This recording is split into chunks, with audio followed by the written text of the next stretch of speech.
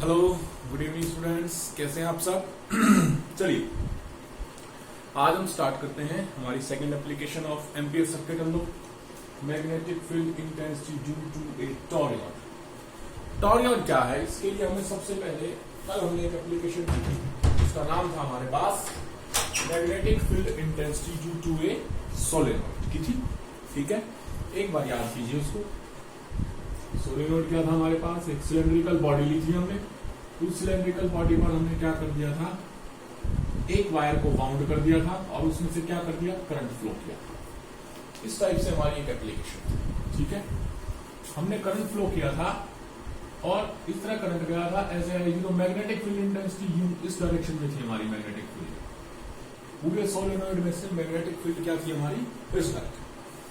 अब मैंने क्या किया, इसी को एक बार इसको अलग सा फिगर बना लूं, ये ऐसे है ना, ऐसे इसको मैंने घुमाया और सर्कल शेप दे दी। क्या दे दी, सर्कुलर शेप। यानी अब ये ऐसा हो गया।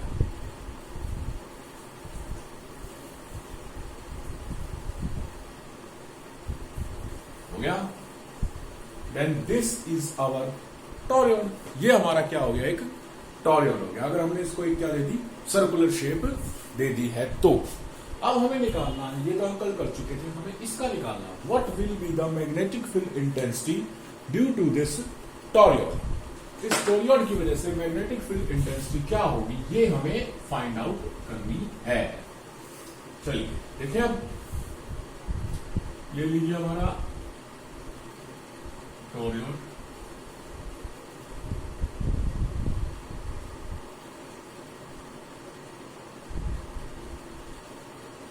Clear, radius are. अभी याद कीजिए हमने ये किया था, ये हमारा सोलेनोइड। सोलेनोइड में मैग्नेटिक फील्ड इंटेंसिटी इस तरफ थी, भी हमारी। हमने इसको मोड़ा और इसको इस टाइप की शेप दे दी, तो वो बी मैग्नेटिक फील्ड इंटेंसिटी वो स्ट्रेट थी, वो हर एक सर्कल में से ऐसे हो जाएगी। क्लियर है, यानी मैग्नेटिक फील्ड इंटेंसिटी इसके लिए क्या होगी, अगर हम यहां पे निकालें या यहां पर लें, तो मैग्नेटिक फील्ड इंटेंसिटी की डायरेक्शन क्या हो गई, ये हो गई डी, इस तरह नीचे की तरफ। क्लियर है, और इसी में हमने एक छोटा सा क्या मान लिया, लेंथ एलिमेंट ले लिया ए। क्लियर, छोटा सा लेंथ एलिमेंट ले लिया। चलिए, एक टॉरियड is a solenoid, एक तरह का solenoid, but in circular shape. कौन सी शेप में है, a toroid is a solenoid but in circular shape. Circular shape में टॉरियड है हमारा, जिसको हम सोलेनोइड को हम टॉरियड कहते हैं। ठीक है, left a toroid of radius capital R. Consider a small length element AB is equal to dl on toroid. ठीक है, apply ampere circuital law on it.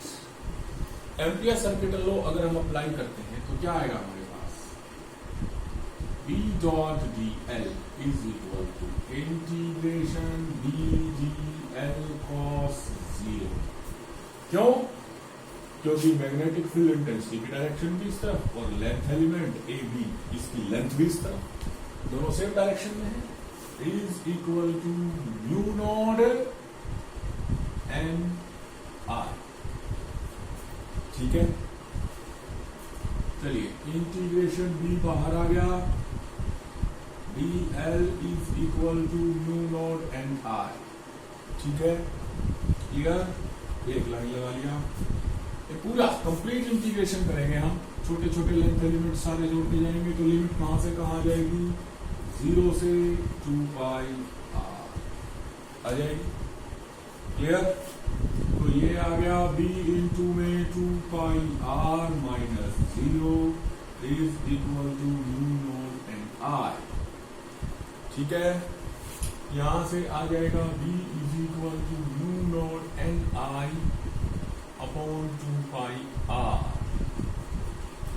इसको मैं लिख दूंगा v is equal to mu naught small N into में I, where small N is equal to N था सारी term बटा 2 पाई आर क्या है इस टोरियल की length 2 pi R N upon 2 pi R is equal to total turn बटा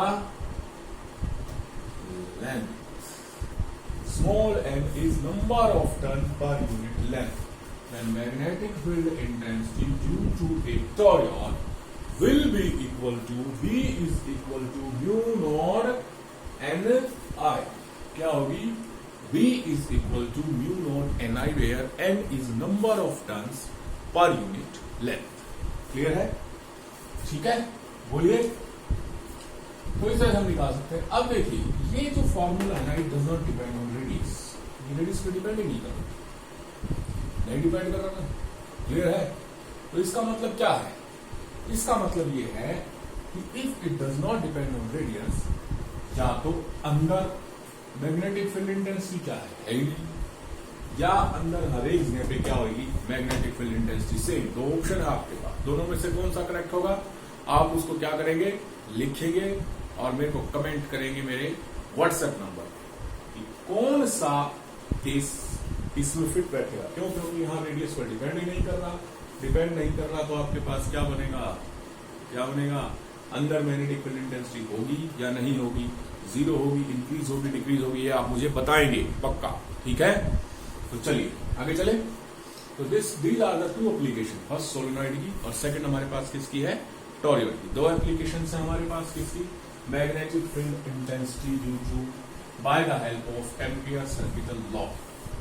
अब कुछ छोटे छोटे क्वेश्चंस करते हैं 5-7 मिनट के, छोटे छोटे बिल्कुल। चलिए देखें, चलिए देखते हैं। पहला क्वेश्चन है, आपके पास भी एक शेप है, ये हाफ सर्किल, ये पॉइंट है आपके पास T, यहां से करंट चला I, ये डिस्टेंस है आपके पास R, ये करंट चला I, ये पॉइंट आपके पास P और ये भी डिस्टेंस है आपके पास R। Find magnetic field intensity V at point P। Point P पर मैग्नेटिक फील्ड इंटेंसिटी निकालिए। देखिए जब भी आपको ऐसा कोई क्वेश्चन मिले तो आपको सबसे पहले एक काम करना है। पहला काम क्या है आपके पास कि आपको ये देखना है इसमें कितने टाइप के कंडक्टर बन सकते हैं हमारे पास। देखिए पहला कंडक्टर बनता है हमारे पास एक स्ट्रेट कंडक्टर, यहां तक बन रहा है, दूसरा बन रहा है हाफ सर्किल और तीसरा फिर बन रहा है स्ट्रेट कंडक्टर। 3 कंडक्टर हो गया।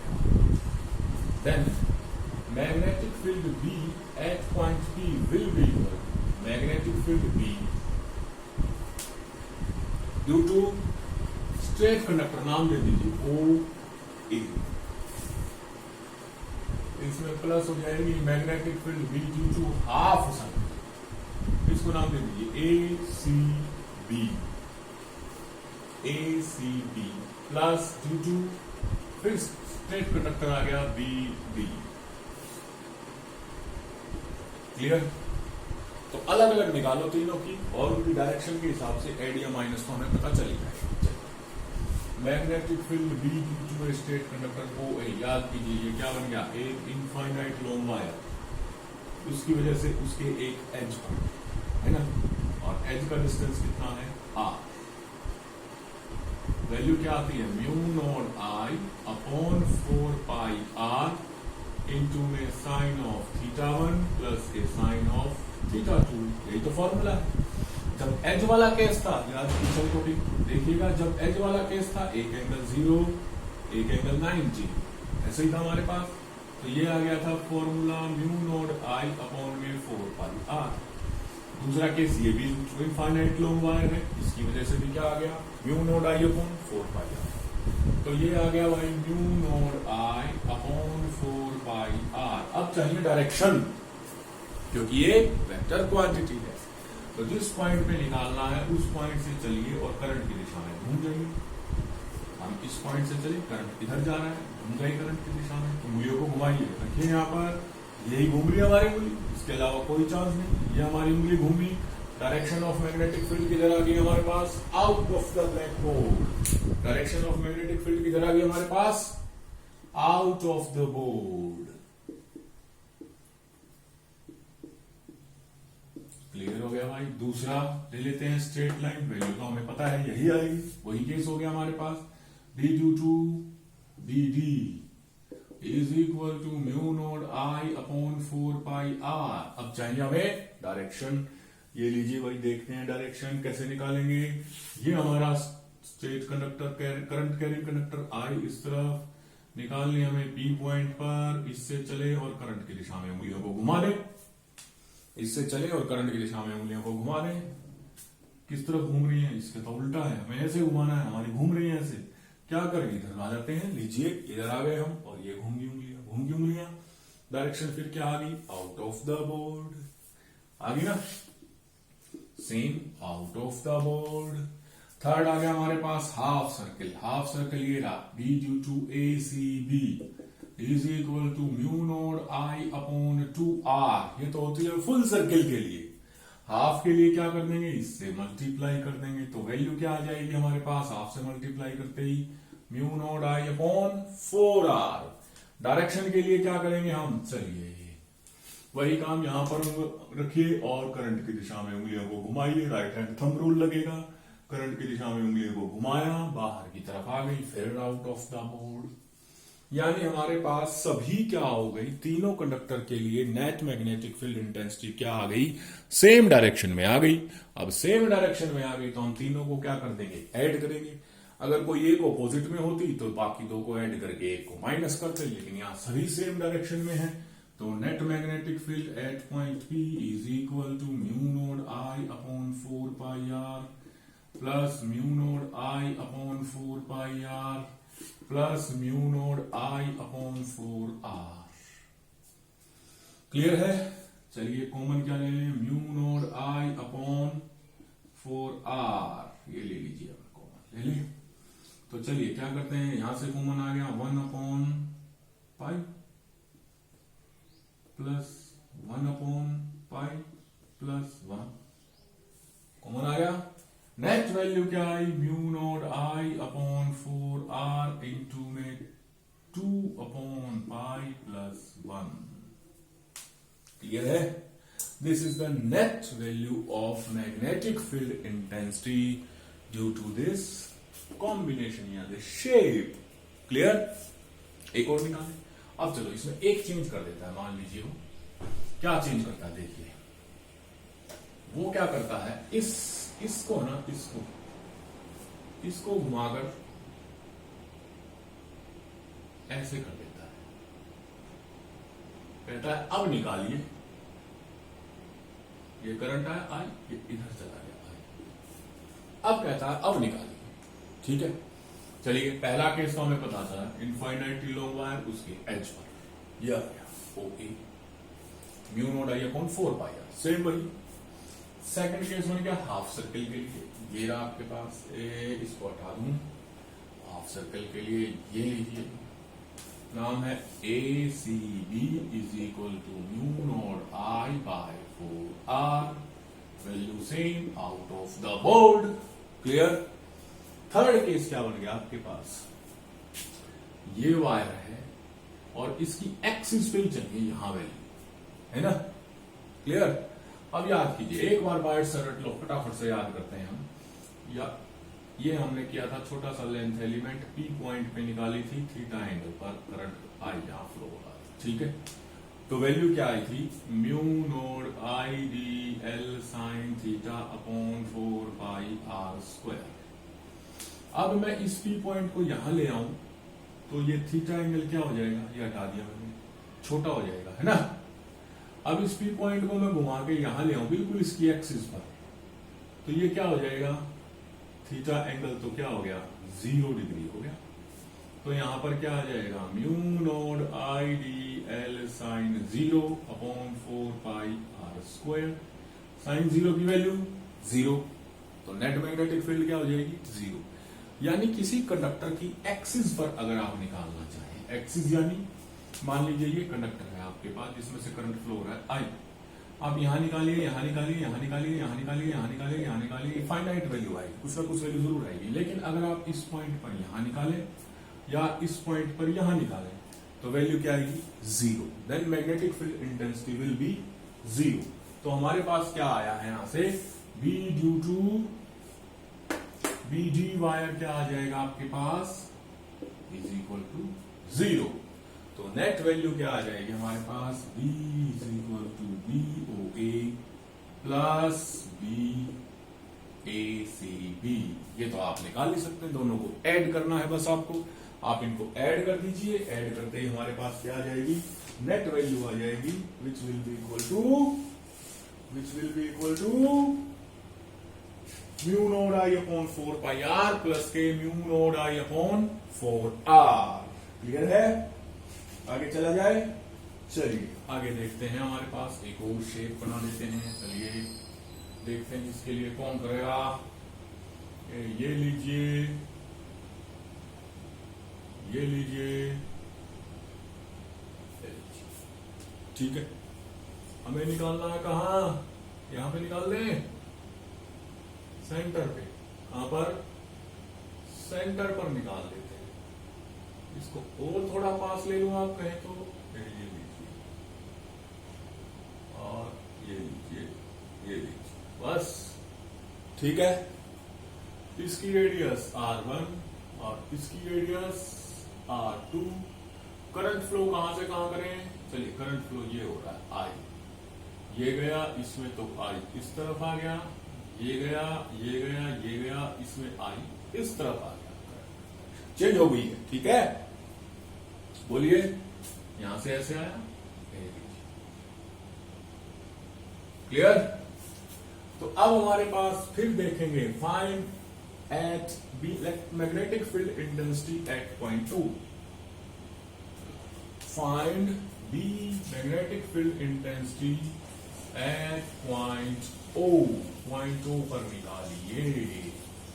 चलिए B at O will be equal, अब हमारे पास क्या आ गया, हमारे पास वही केस आ गया। सबसे पहले हमें पहचानना है कि हमारे कंडक्टर कौन कौन से हैं इसमें।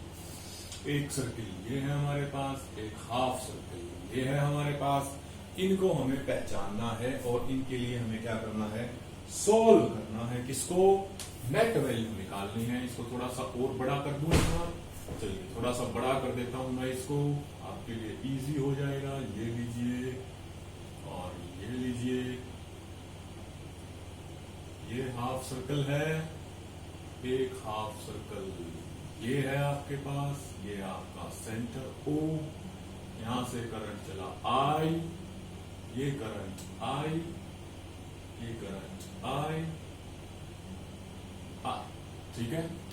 यहां पर निकालना, अब आपके पास देखिए O है, यहां से शुरू करते हैं A B, ये ले लिया C, ये ले लिया D और ये ले लिया E। अब आपके पास इसमें 4 कंडक्टर हो गए, कौन कौन से, पहला स्ट्रेट कंडक्टर ये, इसकी वजह से इसके एक्सिस पर आ जाएगा।